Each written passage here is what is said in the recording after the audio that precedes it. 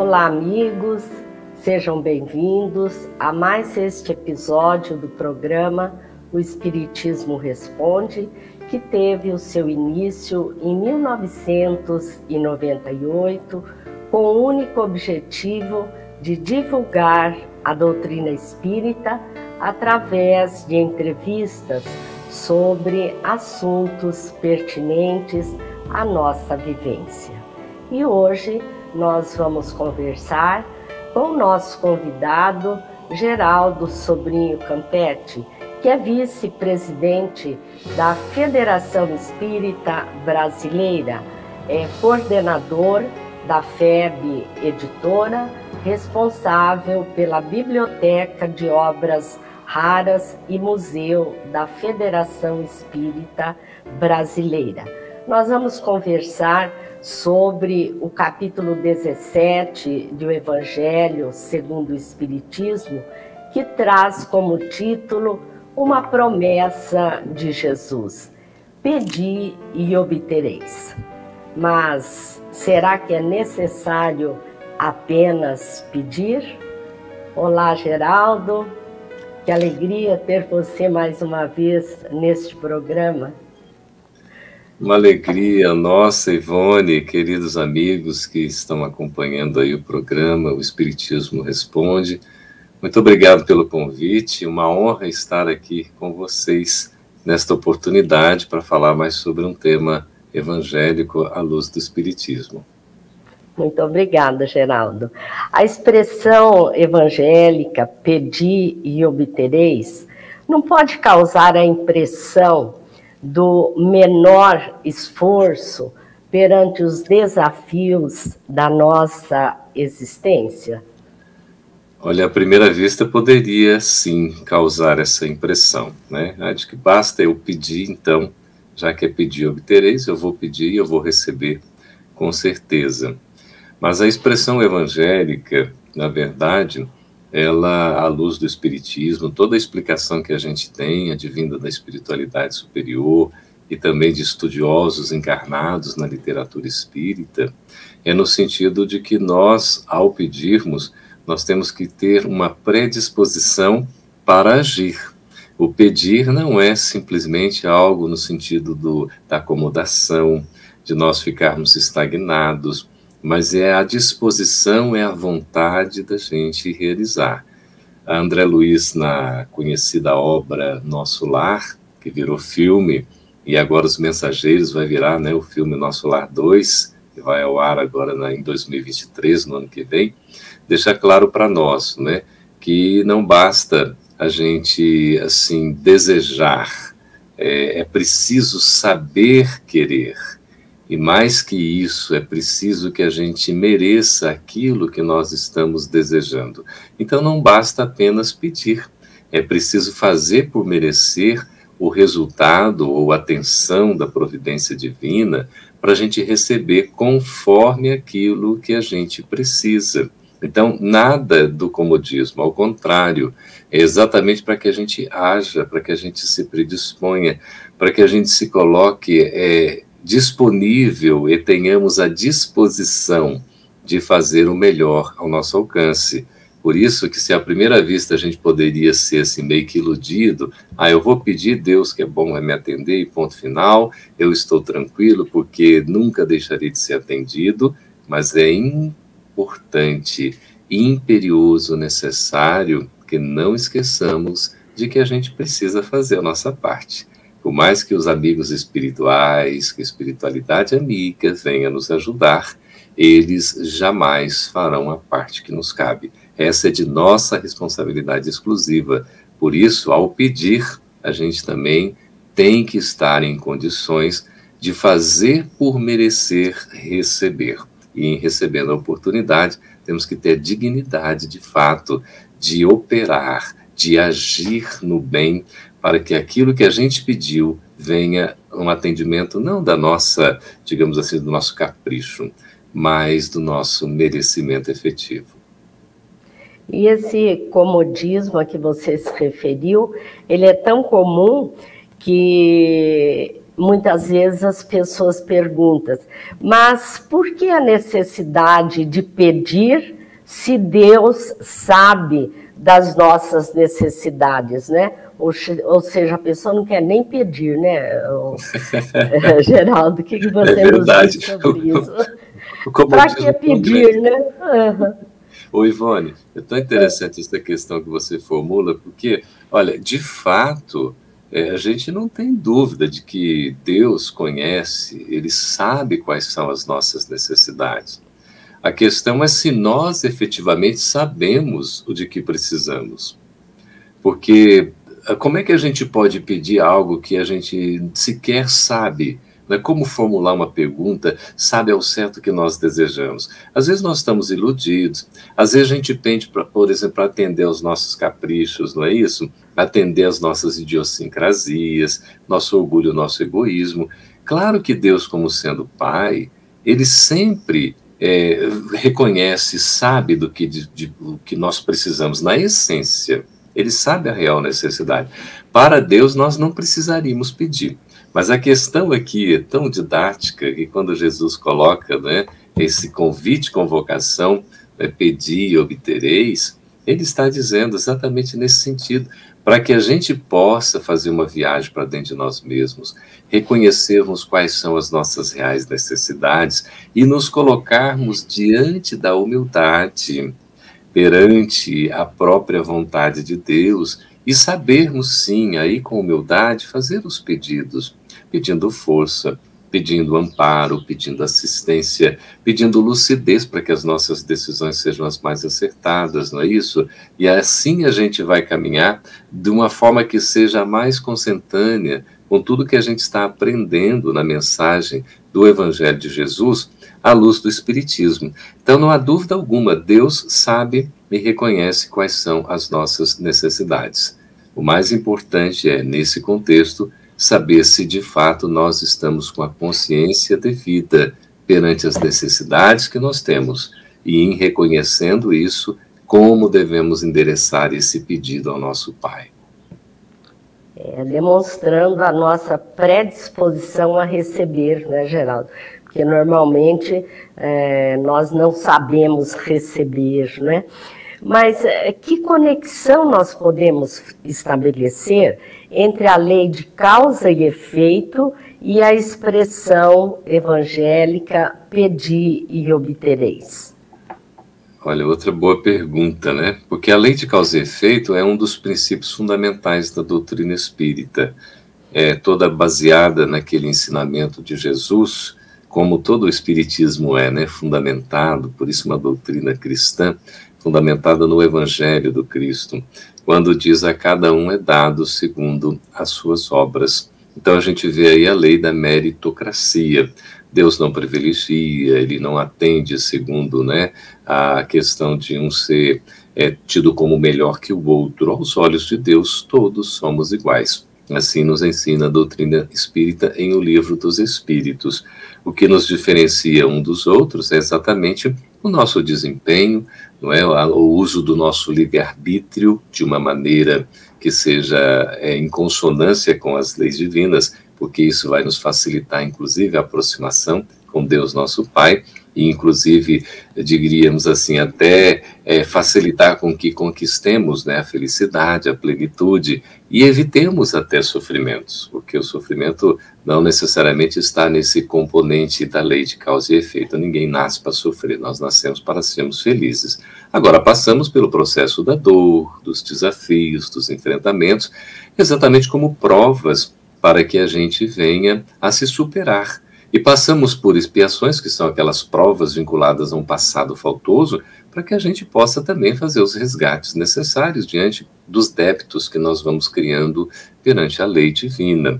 E a nossa própria consciência, né, onde exatamente está ou estão registradas estas leis de Deus. Basta fazer uma viagem para dentro de nós mesmos e reconhecermos a presença de Deus ali e todo, digamos assim, esse código para que a gente possa seguir segundo o que é natural. Então, esses princípios fundamentais da doutrina espírita, que constituem, então, né, a própria lei natural, a lei divina, A lei de causa e efeito é que rege, que regula os nossos destinos. Todos nós estamos submetidos a esta lei, porque a cada um é dado segundo as suas obras. Mas assim, veja, tudo o que acontece tem a sua razão. Existe o determinismo no sentido evolutivo. Não há o determinismo nas questões morais. Por exemplo, ninguém nasce para fazer o mal, para ser um criminoso, né? Para se suicidar. Isso não existe.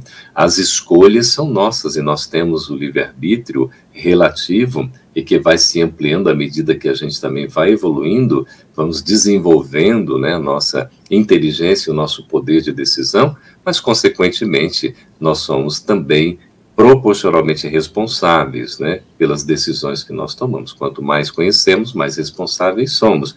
Quanto mais evoluídos, mais livres, consequentemente, mais responsáveis. Quando a gente faz, né, esse paralelo, essa conexão entre o pedir e obtereis e a lei de causa e efeito, é porque exatamente o cumprimento da lei de causa e efeito que se dará independentemente da nossa vontade. Queiramos ou não, quando nós fazemos no plano espiritual a escolha das nossas provas, nós estamos, em princípio, submetidos àquele regramento que precisa ser cumprido no decorrer da existência física que nós assumimos na presente encarnação, ou naquela encarnação para a qual foi programada, digamos, aquela prova que a gente precisa enfrentar, ou conjunto de provas que enfrentaremos, já associando aí ao passado que a gente teve, as necessidades que nós temos de enfrentamento, para uma preparação ao nosso futuro. Então, pedir e obtereis é porque nós fazemos essa escolha das provas na espiritualidade antes da encarnação, quando temos condições para isso. Quando não temos, os espíritos amigos nos auxiliam, às vezes até determinam, no caso das próprias encarnações compulsórias. Mas essa conexão, ela é perfeitamente natural, porque uma coisa está extremamente vinculada, intrinsecamente relacionada à outra. Porque a lei de causa e efeito nada mais é do que o cumprimento da vontade de Deus na necessidade evolutiva de cada um de nós. Então, a cada um recebe segundo o seu merecimento, de acordo com as obras, não é, que empreendeu. Hoje nós estamos aqui num presente que é consequência do passado, assim como amanhã estaremos num futuro que será consequência do nosso presente.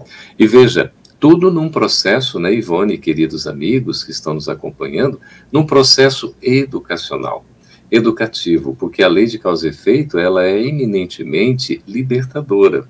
Ela existe para que nós possamos ter aquela responsabilidade sobre nós mesmos, porque não somos seres autômatos, não somos seres assim, desprovidos de vontade, e ao mesmo tempo não somos seres totalmente livres, como que se fôssemos irresponsáveis. Nós assumimos a responsabilidade das nossas escolhas, do uso do nosso livre-arbítrio, da nossa liberdade, e à medida que a gente vai evoluindo, maior consciência nós temos, e aí vamos saber fazer os pedidos mais adequados em conformidade com a legislação divina. Porque enquanto ainda é inferior, imperfeito, a gente pode cometer alguns equívocos porque não consultamos a nossa consciência, não buscamos efetivamente a lei divina dentro de nós, e aí tendemos a atender a, digamos, as nossas próprias necessidades aparentes, fictícias, ilusórias, e deixamos de atender o que é essencial.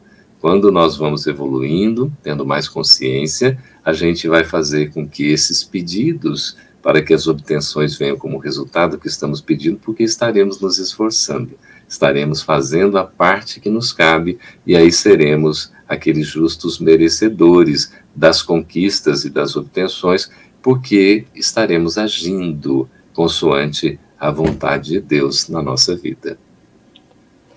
E é de acordo com esta lei de causa e efeito que nós identificamos a justiça divina, não é, Geraldo?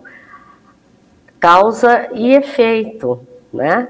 Você poderia comentar alguma coisa sobre a questão da justiça divina? Posso, sim. É tão interessante, Ivone, quando a gente vê as três revelações aqui no Ocidente, a primeira revelação, a mosaica, né, que é a revelação da justiça, trazida por Moisés, revelação recebida no Monte Sinai, como médium, profeta maior que ele era, não é isso? Recebe os 10 mandamentos. E ali tem a revelação da justiça, que já era uma justiça, assim, equilibrada no sentido de retributiva, ou seja, à medida que você faz alguma coisa, você vai receber algo proporcional àquilo que você fez. Diferente do Código de Hammurabi, né, da pena de talião, que era mais ou menos olho por olho, dente por dente, mas às vezes de uma maneira muito assim, não é, digamos, muito forte, muito arraigada.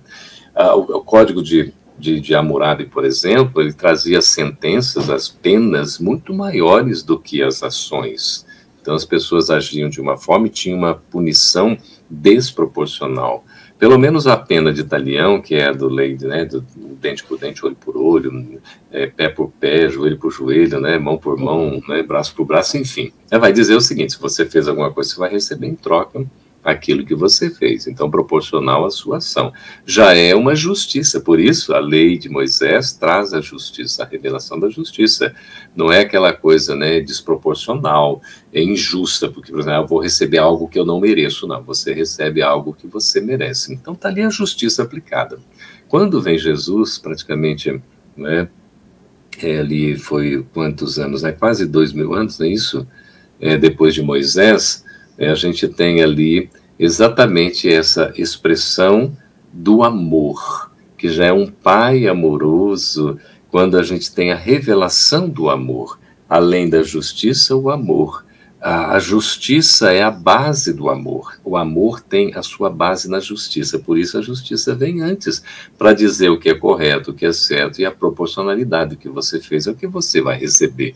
Só que Jesus dosa, Ivone, isso com amor. Lembrando de Chico Xavier, quando fala, né, que num balde de amor, ou num litro de amor, a gente coloca uma gota de verdade. Não é o contrário. Porque senão, eu sou extremamente justo, eu sou rigoroso na justiça, mas eu deixo de ser amoroso. O pai, ele é um pai, e o pai ama. Então, a justiça está na base, porque Deus será sempre justo. Por isso, o seu atributo, que é de Deus, é soberanamente justo, é bom. Porque a justiça de Deus é boa e a sua bondade é justa. Não dá para dissociar uma coisa da outra. E veja aí a conexão da primeira com a segunda revelação. Justiça e amor. E aí vem o Espiritismo, praticamente, né, quase 2000 anos depois também, colocar essa questão da caridade, que é o amor em ação, ou da verdade, que ilumina e esclarece a mente para a gente poder seguir no caminho certo.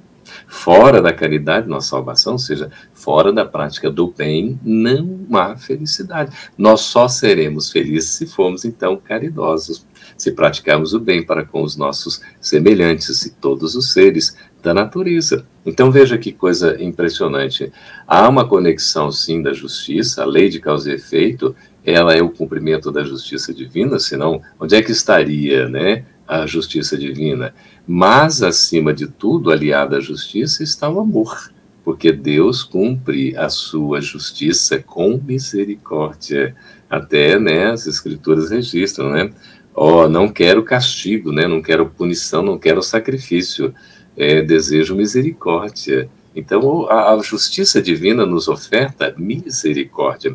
Por isso é importante a gente considerar, sim, a justiça como uma base. Nós precisamos ser justos, isso é um princípio da moral, né, e da ética no sentido da aplicação na relação interpessoal, na relação com todos os seres, e o amor que vem como um complemento fundamental, como a base também para que as nossas relações, além de serem justas, elas sejam aquelas que voltem-se para uma fraternidade, para uma solidariedade. Daí a caridade, o amor em ação, ou a verdade, que é o despertar, não é, da nossa consciência para a imortalidade, que não se limita apenas à vida presente. Então, a justiça, nesse caso, Ivone, tem uma amplitude, é maior do que a gente poderia pensar à primeira vista, olhando apenas com o ponto de vista de uma única existência. Quando a gente dilata esses horizontes e começa a observar a espiritualidade atuando no antes e no depois, na perspectiva da imortalidade, a nossa compreensão de vida se transforma e a gente consegue perceber essas conexões, então, da lei de causa e efeito, sendo aplicada com a justiça, com o amor e com a verdade. como já foi ressaltado por você, o pedir e obtereis está muito relacionado à vontade, né? E como é que a vontade pode contribuir para a aquisição das qualidades que nos faltam? Olha, Leon Denis, Ivone, lá no livro O Problema do Ser, do Destino e da Dor, na sua terceira parte, é uma obra publicada pela FEB, também tem a tradução pelo CELD, no Centro Espírita Leon Denis, no Rio de Janeiro. Tem a terceira parte desse livro maravilhoso, desse filósofo e poeta do Espiritismo, filósofo porque escreve com uma profundidade admirável, e poeta porque é de uma beleza também assim impressionante. Ele coloca para nós as potências anímicas, ou seja, as forças que nós, né, na nossa intimidade, como alma, nós temos. E a primeira de todas essas potências anímicas, Ivone, queridos, queridas que estão nos acompanhando, é a vontade. A vontade é a primeira potência, é a primeira força, porque é a vontade que desperta o interesse, que nos faz assim estar com a disposição, é o querer, é o desejar. Então a vontade é como se fosse meio caminho andado. Se eu não tenho vontade, nada vai acontecer, não é? Então até atribuído assim a Albert Einstein, né, que foi um dos maiores cientistas, se não o maior cientista mesmo da primeira metade do século XX, quando ele diz que nada se move até que algo aconteça, não é? E então, ou até nada acontece até que algo se mova. Ou seja, é preciso a gente agir, a gente proporcionar, a gente empreender, e isso é fruto da vontade. Só para dizer como a vontade é importante, essa faculdade, né, do espírito, esse recurso potente, que quando o próprio Leon Denis fala, ter vontade é querer, né? Quem quer consegue, tem o poder.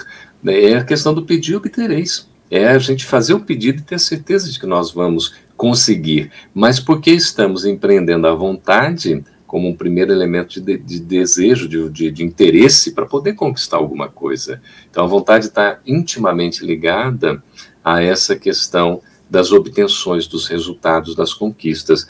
Mas vale dizer, ela é um elemento fundamental, inicial, está na base, mas precisa ser seguida, né? Como a gente já abordou outrora, a questão da perseverança, que é a constância da vontade. A vontade ela não pode ser assim líquida, fluida. Eu tenho vontade, aí vem um problema e eu desisto. Não. A vontade tem que ser perseverante. Perseverança é a base da vitória, segundo Emmanuel, no livro Fonte Viva. Então a gente vê na psicografia do Cândido Chico Xavier. É preciso ter essa vontade, perseverar com a vontade. É preciso ter fé, que é uma confiança, é uma esperança também, é uma crença, mas acima de tudo é uma certeza, à luz do Espiritismo. A fé é uma certeza de alcançar o que se espera, e é preciso ter paciência, que é a arte de saber esperar, a ciência da paz, para aguardar esses resultados, essas respostas no tempo de Deus, não necessariamente no tempo em que a gente quer, porque às vezes nosso tempo ele é precipitado, é aquele tempo assodado, e a gente quer ser atendido à nossa maneira, não é? Então precisamos aguardar o tempo certo, que é o tempo de Deus. Tudo acontecerá no tempo certo, e se estivermos alinhados com a nossa vontade conjugada, alinhada com a vontade de Deus, tudo tende a dar certo. Nós sofremos enquanto não alinhamos a nossa vontade aos desígnios superiores do Pai. Quando a gente começar a fazer isso, tudo vai fluir de maneira natural, espontânea, e o cumprimento da lei de causa e efeito, então, vai se dar como deve ocorrer, não trazendo para nós como consequência, porque erramos, nos equivocamos, aí a necessidade do aprendizado, passando pelos processos, né, provacionais, às vezes expiatórios, mas tendo a oportunidade, sim, de sempre aprender algo novo, pelo trabalho, pelo desafio, pelas conquistas que vamos realizando, no caminho do acerto. Ninguém precisa errar para aprender. A gente às vezes acha, o erro é humano. Não, o humano é acertar. Certo. O erro não é humano. O erro é uma questão de escolha equivocada. É, por exemplo, um mau uso que eu faço da liberdade que eu tenho. Olha lá a pergunta de número 120 do Livro dos Espíritos, né? O homem tem de passar pela fieira, né? O espírito tem que passar pela fieira do mal para chegar ao caminho do bem. pelo caminho do mal, não, mas pela fieira da ignorância. Ou seja, nós passamos pela ignorância para aprender e tudo, mas podemos acertar o tempo todo. Agora, evidentemente, nós erramos, na trajetória erramos. Qual é o nosso dever? É retirar do erro a lição que ele nos traz para o nosso aprendizado, para que a gente não torne a errar. Não precisaríamos errar, porque o erro não está na determinação divina como um processo evolutivo para nós. Veja que a gente não pode, às vezes, interpretar e a gente se acomoda no erro. Ah, eu sou humano, eu erro mesmo. Não. É por ser humano ter a inteligência, a razão, a capacidade de decidir que eu devo acertar. Agora, se eu errei por um acaso, por mau uso do livre-arbítrio, que eu tire ali daquele erro a lição necessária. Então, a gente vê essa questão da vontade determinante para que a gente siga o caminho certo. E esse tempo já chegou. Geraldo, diante dessas suas colocações, nós vemos que a providência divina sempre atende às nossas solicitações, né? O quando e como é que nós não entendemos, não é? Mas, Geraldo, em João 15:7, nós vamos encontrar: se vós estiverdes em mim e as minhas palavras estiverem em vós, pedireis tudo o que quiserdes e vos será feito. Nos parece que Jesus coloca aí uma condição para sermos atendidos, né? Que se vós estiverdes em mim e as palavras estiverem em você. O que significa estar em Jesus e o que significa suas palavras estarem em nós? A conexão que nós precisamos ter com Jesus, que é o nosso irmão maior, o nosso mestre, né, que nos ensina, é o nosso Senhor, porque testemunha o ensino. Na verdade, ele testemunha antes de ensinar, né, porque dá o exemplo já desde a humildade, nascendo simbolicamente na manjedoura, entre os animais, né, entre pedras, na natureza, por exemplo, não é? E a gente vê ele testemunhando, então, como autoridade moral, e depois ensinando para nós como mestre. É o nosso guia que nos serve, então, de orientação para a gente seguir, modelo que nos estimula, digamos assim, não é? Incentivando aí, nos inspirando. Essa conexão que Jesus tem com Deus, quando ele diz eu e o Pai somos um, ninguém vai, né, ao Pai ou vem ao Pai senão por mim, eu sou o caminho, a verdade e a vida, não é assim? Ele vai dizer para nós também: vós sois o sal da terra, a luz do mundo, vós sois deuses, porque nós precisamos estar conectados com o nosso Mestre. A maneira da gente estar conectado com Deus, na nossa intermediação aqui na Terra, não é, ou nos ambientes da Terra, é através desse nosso Mestre, nosso Senhor, que é Jesus. Então, de fato, o que João registra da palavra do Cristo, exatamente nesse sentido. Sabe por quê, Ivone, queridas, queridos? Nós estaremos alinhados, nós estaremos agindo em consonância, estaremos integrados, faremos parte. Veja como, né, o Paulo coloca: já não sou eu mais quem falo, né? É o próprio Cristo que fala por meu intermédio. Carta viva, não é, do Evangelho, a representação da vontade divina por intermédio das nossas ações, das nossas palavras, dos nossos pensamentos. É claro que, havendo essa integração, nós estaremos na condição de instrumentos, interlocutores, aonde formos, onde estivermos, da vontade de Deus, porque não seremos mais nós quem falaremos, será o próprio Cristo a se expressar por nosso intermédio. Essa expressão que você coloca do registro, né, do Evangelho joanino, das palavras de Jesus, exatamente nesse sentido. Havendo essa conexão, tudo será natural, tudo será espontâneo. E lembrando, né, que Deus sempre atende às nossas demandas, nossas necessidades, mas é preciso que a gente faça por merecer.